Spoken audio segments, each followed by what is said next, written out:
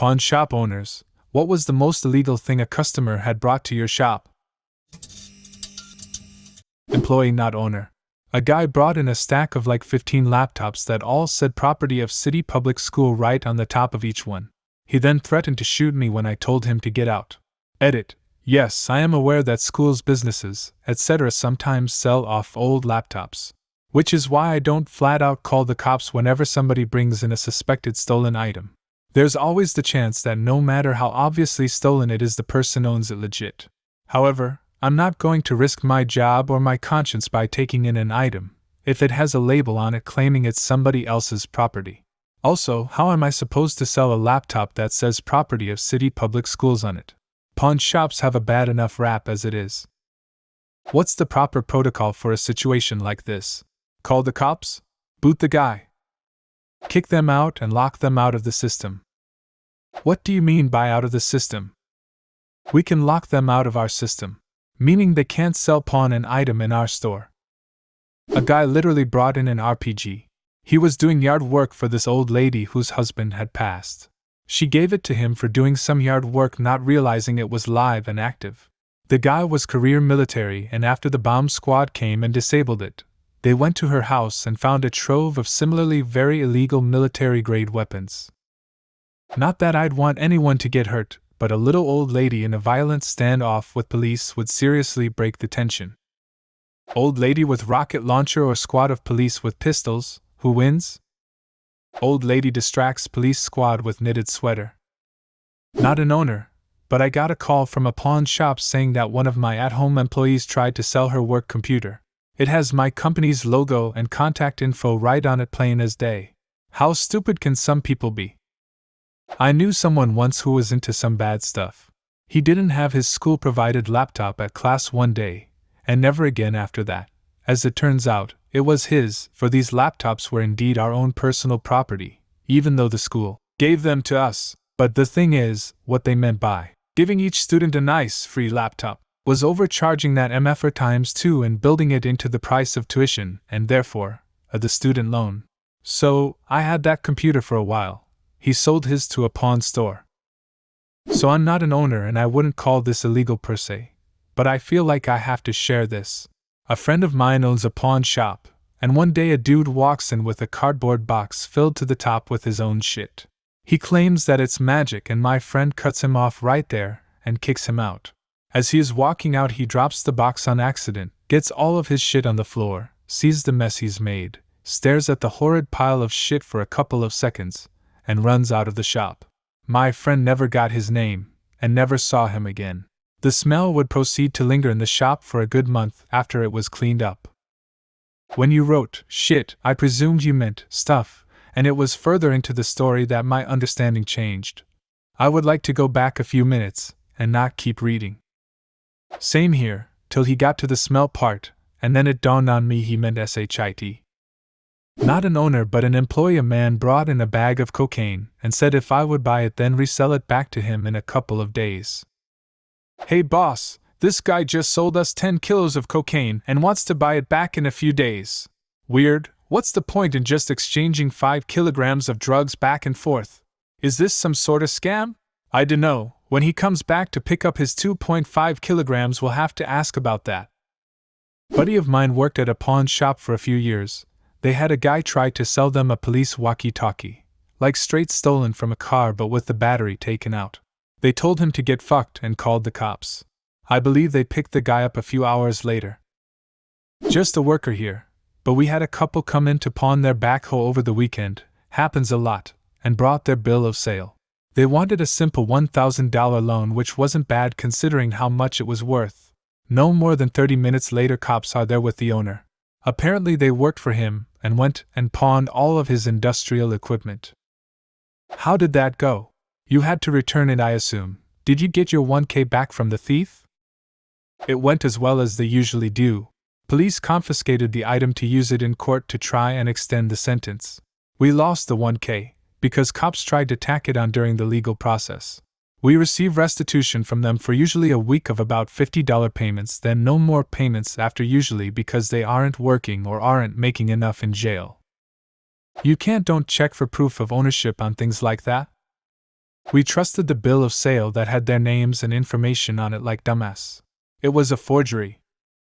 Worked at a gun shop, and a shady-looking guy brought in a few pairs of night vision goggles, like high-end military-grade PVS 14 night vision goggles. Ask him why he was selling them. "Oh, I just don't need them anymore." "Cool, man. Do you mind if I call the company real quick and run the numbers? Sometimes this stuff is stolen property." And as soon as I said that, he jumped across the counter, grabbed the goggles, and bolted for the door. This just reminded me of my friend, who pawned the DSLR camera I let him borrow for a school project. I asked for it back a good amount of times, and not once did he tell me what he did. I had to hear it from someone else, and then he claimed that I gave it to him. "Did you get the money back? What camera was it?" "Nope. He never paid me for it. And it was a Canon EOS Rebel T3i. They aren't worth much now, but this was 5 years ago, and it broke my heart because it was a gift from my dad and I had considered him a close friend." A friend of mine owns a rather unique store, not a pawn shop, but he sells a lot of authentic medieval weaponry, armor, clothing, and similar. While I was there, a young couple decided his shop was the place to sell a few old SS daggers, belts, flags, and other Nazi memorabilia. Solid logic, except for one thing. We are in Germany. Here the state kinda frowns upon owning or selling this kind of stuff. They could have donated it to any museum and would have had no issue with the law whatsoever. I mean, it was not their fault they found it, right? But they figured that if Grandpa was a Nazi, he could at least help with the funds for the renovations, and decided cash was better than being named in a museum leaflet. My friend was mostly insulted by the idea that just because he owns a medieval store and sells historic weapons, he must know a Nazi collector that would pay cash. But that was the end of it. He told them to get out and donate it, or if they insist on selling it, to ship it to the US. More money from history buffs, or at least not one happy little German Nazi with a new happy stabby toy. I never thought about how Germany treats stuff like that. That's very interesting. Well, given our history, accusations start to fly rather quickly. We do not want to give these accusations any more basis than they, sadly, have, so a bunch of stuff is illegal. Throw up your arm in the Nazi salute? The nice Mr. Wachtmeister will give you a stern warning. You can still buy Mein Kampf, though, newly printed.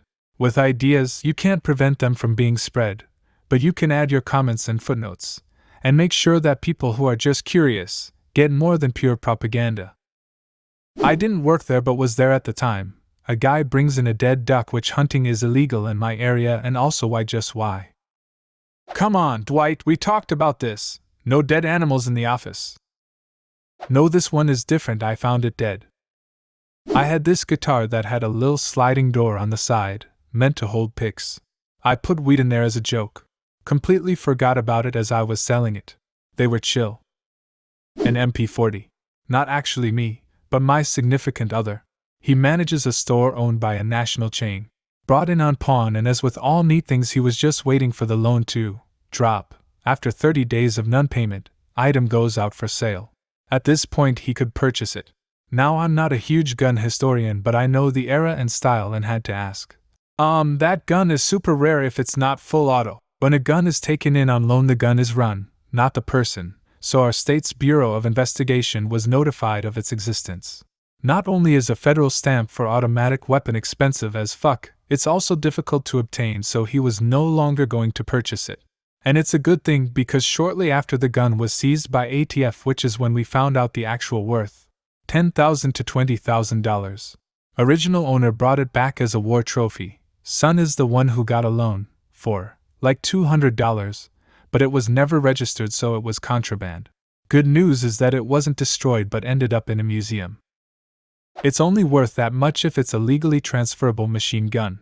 Even the shittiest legal machine gun is worth thousands, and the more desirable ones, even with no real historical significance, can sell for $10,000 plus, just due to the artificial scarcity created by the gun control laws. Not a pawn shop owner, but was in the pawn shop when this happened. Someone brought in a wheelchair with the tag for the local hospital on the back.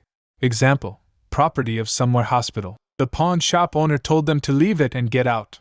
They did, and he called the non-emergency line. The police came and picked it up and took it back to the hospital, or that's what they said they were doing.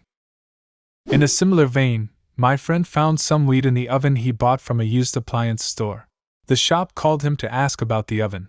Luckily, he didn't give out his address. Sir, how's the oven? Did you want to trade it back? Nope.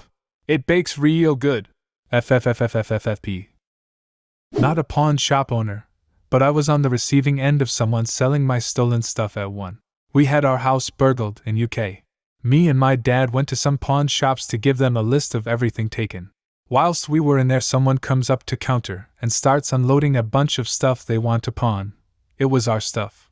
We got in a major incident inside the shop. The a-hole manager of cash converters was saying it's nothing to do with me. Take it all outside the shop. Sorry buddy, but when you're happy to buy a camera full of someone else's family photos, a laptop, and a bunch of other electronics from two junkies who look like they're homeless, no teeth, obvious signs of drug abuse, etc., then it's absolutely 100% your problem to deal with. Police called, junkies charged with handling stolen goods. I got charged with assault. That was later dropped. Nobody charged with the actual burglary, so no real punishments for anyone involved. Do you have a similar story? Leave a comment and subscribe to the channel if you want to see more videos like this one.